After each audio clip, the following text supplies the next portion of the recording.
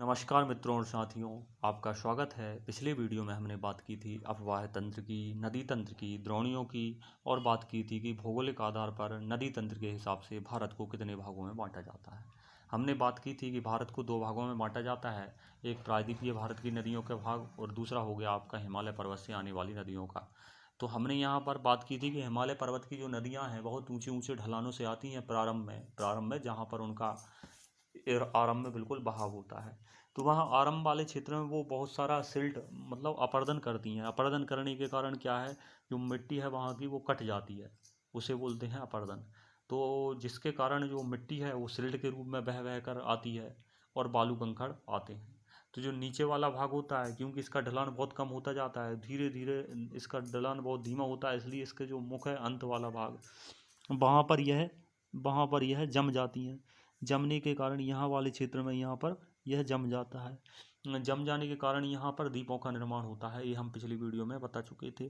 अब आपको यहाँ बताने जा रहे हैं कि जो ऊपरी वाला भाग है, नदी को 3 भागों में बांटें अगर स्थिति के आधार पर, तो जो ऊपरी वाला भाग है, ये वाला भाग, ऐसे ऐसे यहाँ पर देखें, ये वाला जो भाग है, तो यहाँ पर जो भाग है वहाँ नदी का स्रोत होता है। नदी का स्रोत जहाँ से कि नदी निकलती है।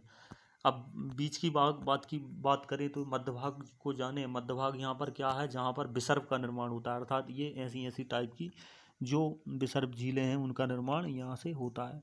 यहाँ वाले ऐसी ऐसी झीलों का निर्माण यहाँ पर होता है। फिर यहाँ और नीचे बात करें तो ये गोखुर खुर टाइप की झील का निर्माण होता है, जिसे हम गोखुर झील कहते हैं।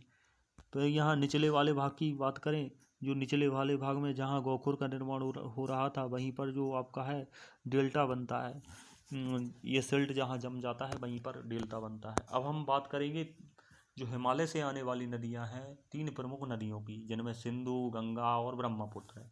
सबसे पहले हम जाने सिंधु के बारे में।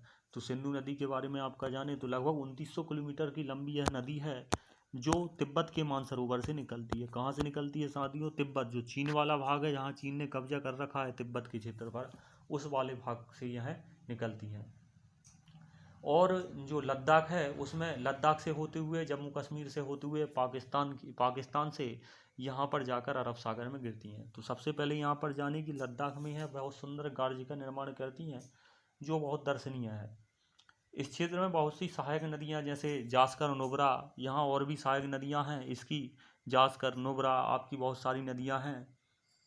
जास्कर, नुब्रा, शोयक तथा हुंजा। शोयक नदी के बारे में आप जान चुके होंगे, चूँकि यह एक विवादित नदी के रूप में यहाँ पर है, जहाँ चीन और भारत की टसल होती रहती है। इस नदी में मिलती हैं ये वाली नदियाँ। सिंधु नदी बलूचिस्तान तथा गिलगिट बाल्टिस्तान से बहते हुए, ये सिंधु नदी है आपकी, ये बलूचिस्तान जो पाकिस्तान वाला क्षेत्र है, यहाँ पर आपका बलूचिस्तान है। यहाँ पर ऊपर की वाली जगह आपका है गिलगिट बाल्टिस्तान।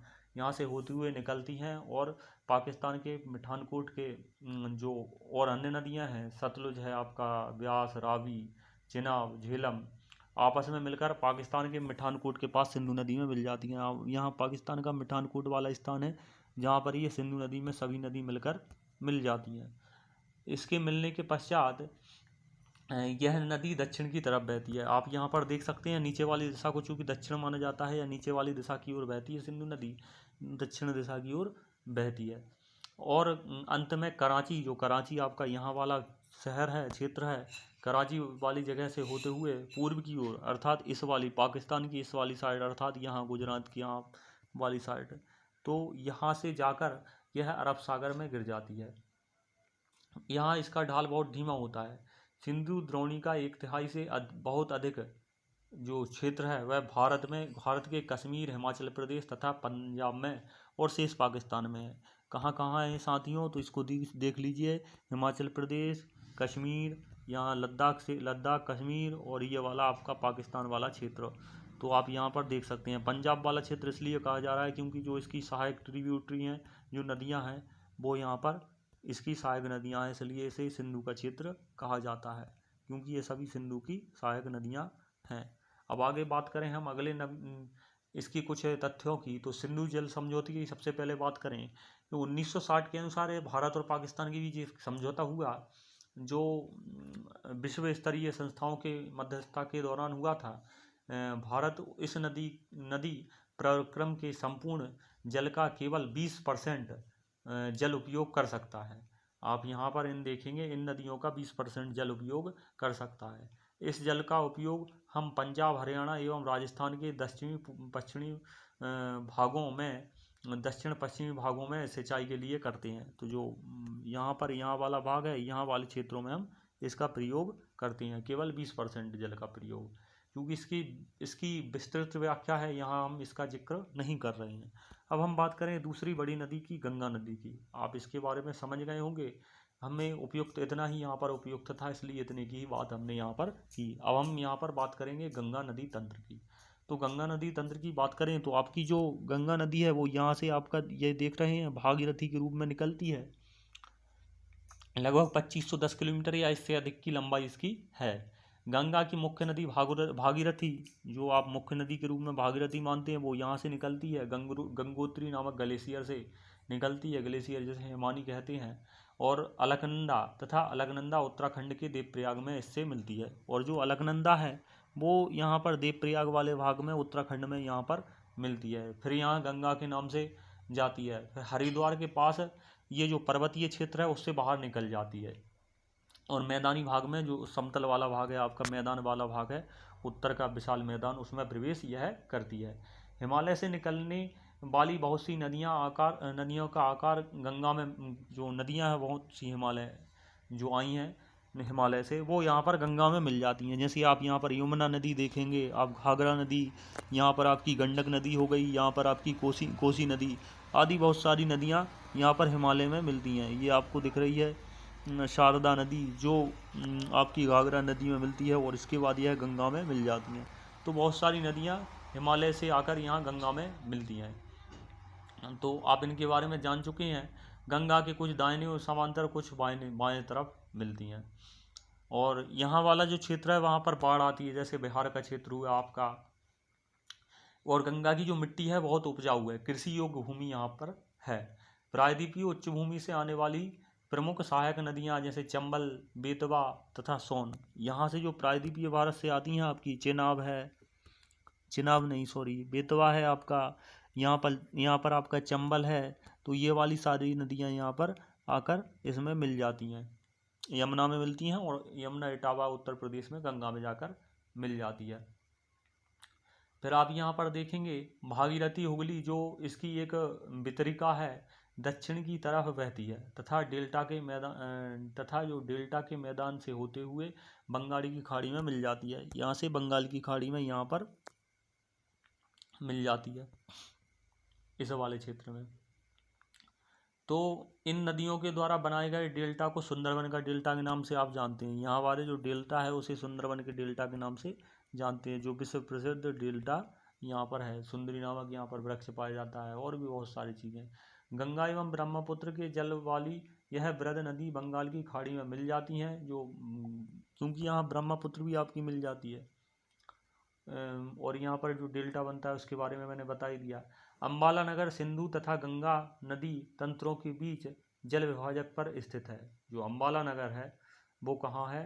जो सिंधु तथा गंगा नदी हैं, नदी तंत्रों के बीच जल विभाजक पर स्थित है। यहाँ की बात करें हम, सिंधु और जो गंगा है नदी है।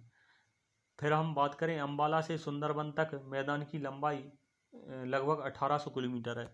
यहाँ से लेके यहाँ तक की लंबाई जो है वो 1800 किलोमीटर है।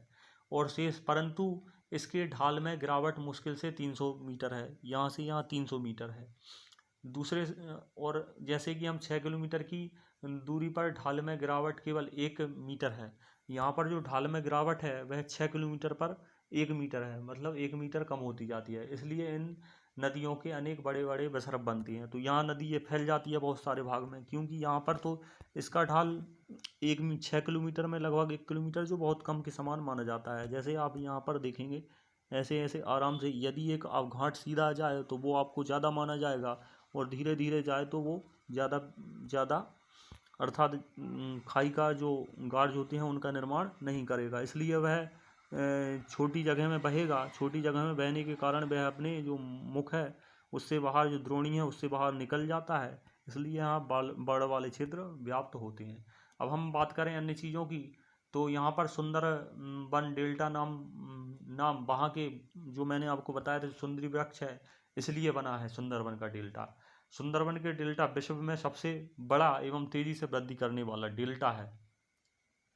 यहाँ एक टाइगर भी पाया जाता है जिसे रॉयल बंगाली टाइगर आप कहते हैं। अब हम एक परियोजना के बारे में करें, हम वह परियोजना है नमामि गंगे परियोजना। एक एकीकृत परियोजना है जो जून 2014 में केंद्र सरकार द्वारा शुरू करी गई थी और लगभग 20,000 करोड़ की राशि जो बजट था इसके लिए बनाया गया था। राष्ट्रीय नदी गंगा से संबंधित 2 उद्देश्य प्रमुख इसके जो थे उसमें था प्रदूषण के प्रभाव को कम करना और संरक्षण और कायाकल्प को पूरा किया जाना।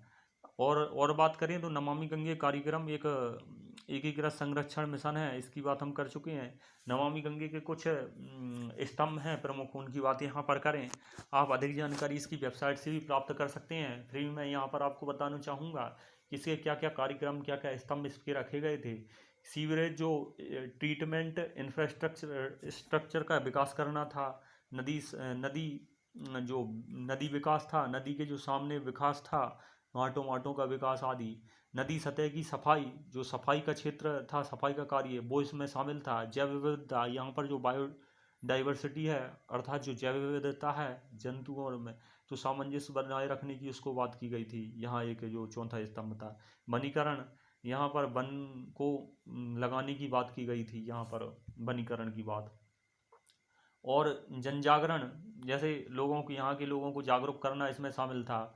औद्योगिक प्रवाह निगरानी, और जो औद्योगिक प्रवाह की निगरानी है उसकी भी यहाँ पर बात की गई थी। आप अधिक जानकारी इसकी साइट से प्राप्त कर सकते हैं, चूँकि एनसीईआरटी में इसका भी वर्णित किया गया है। अब हम तीसरी नदी, जो सबसे बड़ी नदी है हिमालय की, उसकी बात करें तो वो नदी है आपकी ब्रह्मपुत्र। ब्रह्मपुत्र नदी भारत में इसका प्रवाह लगभग 1400 किलोमीटर है। ब्रह्मपुत्र नदी तिब्बत, जो चाइना वाला भाग है, ये वाला भाग, यहाँ से ही निकलती है ये नदी। तिब्बत के मानसरोवर झील के पूर्व तथा सिंधु एवं सतलुज के स्त्रोतों, मतलब जो सिंधु और सतलुज है आपकी, उसके जो स्त्रोत हैं उसके काफ़ी नज़दीक से यहाँ निकलती है। नामचा बरवा शिखर जो लगभग 7,757 मीटर का है, नामचा बरवा आपका शिखर, यहाँ से ये निकलती है। यहाँ आपका जो नामचा बरवा जो शिखर है उसकी हम बात कर रहे थे कि पास पहुंचकर यह अंग्रेजी के यू आकार जैसा मोड़ बनाकर, यहाँ से शिखर यहाँ पर है नामचा बरवा, तो जो यू आकार का मोड़ बनाकर भारत के अरुणाचल प्रदेश में गार्ज के माध्यम से प्रवेश करती है। गार्ज बनाती है बहुत सारा, मतलब गहरी जगह, और वहाँ से यह प्रवेश करती है भारत में। यहाँ इसे देहांग के नाम से जाना जाता है, तो यहाँ साथियों इसके देहांग के नाम से जाना जाता है, चूँकि आप देख रहे हैं ये देहांग नाम इसका यहाँ पर है। तो आप इतना समझ चुके हैं। अब आपको और आगे जानकारी दी जाए तो यहाँ पर ये लोहित, केनुला और दूसरी सहायक नदियाँ इसमें आकर यहाँ पर मिलती हैं। तो आप यहाँ पर देख सकते हैं कहाँ पर लोहित, यहाँ पर कहाँ पर है, तो यहाँ पर ये लोहित मोहित नदी यहाँ पर इसमें जो है वो मिलती हैं। तो असम वाले क्षेत्र में यह प्रवाहित होती है, आप यहाँ देख सकते हैं। तिब्बत एक शीत एवं शुष्क क्षेत्र है। तिब्बत की बात करें हम तो ये शीत क्षेत्र है, यहाँ माने शीत और शुष्क क्षेत्र है। इस नदी के में जल एवं सुल्ट की मात्रा बहुत अधिक होती है। यहाँ से, चूँकि यहाँ से तो ये बराबर ही है, लेकिन यहाँ से कुछ सिल्ट ज़्यादा यहाँ से प्रवाहित होता है भारत की, यहाँ पर इसका आयतन बढ़ जाता है, इसमें नदियाँ मिल जाती हैं, तो बहुत ज़्यादा इसमें सिल्ट होता है। असम में ब्रह्मपुत्र अनेक धाराओं में बहकर एक नदी के रूप में बहती है, मतलब ये एक इकट्ठी नदी के रूप में बहती है। बहुत सारी धाराएं इसमें मिल जाती हैं नदियाँ, तथा बहुत से नदी द्वीपों का निर्माण करती है। और एक बात और यहाँ पर करें तो ये विश्व का जो सबसे बड़ा नदी द्वीप है वो इसमें ही, इस नदी में ही पाया जाता है, जिसे आप माजुली के नाम से भी यहाँ पर जानते हैं, जो विश्व का सबसे बड़ा है। ये याद रखने योग्य बात है। प्रत्येक वर्ष में वर्षा ऋतु में यह नदी अपने किनारों से ऊपर बहने लगती है, अर्थात बाढ़ की जैसी सिचुएशन यहाँ पर उभरती है। तो बांग्लादेश में बहुत अधिक क्षति पहुँचती है इसकी वजह से। उत्तर भारत की अनेक नदियों के विपरीत ब्रह्मपुत्र नदी में सिल्ट निक्षेपण की मात्रा बहुत अधिक होती है। इसके कारण नदी की सतह में सतह बढ़ जाती है और यह बार बार अपनी धारा के मार्ग में परिवर्तन लाती है। धारा के मार्ग में परिवर्तन लाना अर्थात आप समझ रहे होंगे, मान लीजिए कि नदी ऐसी बह रही है और जब ज़्यादा बाढ़ आएगी तो नदी बिल्कुल सीधी बहेगी, तो जो यहाँ वाले क्षेत्र में जो घर होंगे या कुछ भी जो क्षेत्र इलाका होगा जहाँ पर निवास होगा तो वो वाला क्षेत्र जलमग्न हो जाएगा। इसलिए इसमें बाढ़ की स्थिति आप समझ सकते हैं। तो मैंने जो एक बात और यहाँ पर अगर रह गई है, तो नदी को यहाँ पर सांगपो नाम से जाना जाता है, यार्लिंग सांगपो नाम से यहाँ पर जाना जाता है। कौन से भाग में? जो आपका तिब्बत वाला क्षेत्र है वहाँ पर इसको यार्लिंग सांगपो नाम से जाना जाता है। और बांग्लादेश में इसे जमुना नाम से जाना जाता है। बांग्लादेश में इसी नदी को जमुना नाम से जाना जाता है। और ये यहाँ पर जो गंगा नदी से मिलकर यहाँ पर इसे फिर मेघना नाम से जाना जाता है। तो फिर आपने क्या समझा? सांगपो यहाँ से आपका यमुना, ब्रह्मपुत्र, और यहाँ से आपका ये वाला आपका दिहांग हुआ। पुनः अगर इसको समझे तो यहाँ पर सांगपो, फिर यहाँ पर दिहांग, यहाँ पर आपका ब्रह्मपुत्र, ये वाला भाग यमुना, और ये आपका गंगा में मिलके तत्पश्चात इसे मेघना, क्योंकि यहाँ पर भी एक मेघना नामक नदी है, मेघना कहा जाता है। और यहाँ पर एक समुद्र में पश्चिम बंगाल की खाड़ी में जो है मिल जाती है जाकर समुद्र में। तो साथियों, धन्यवाद आपका।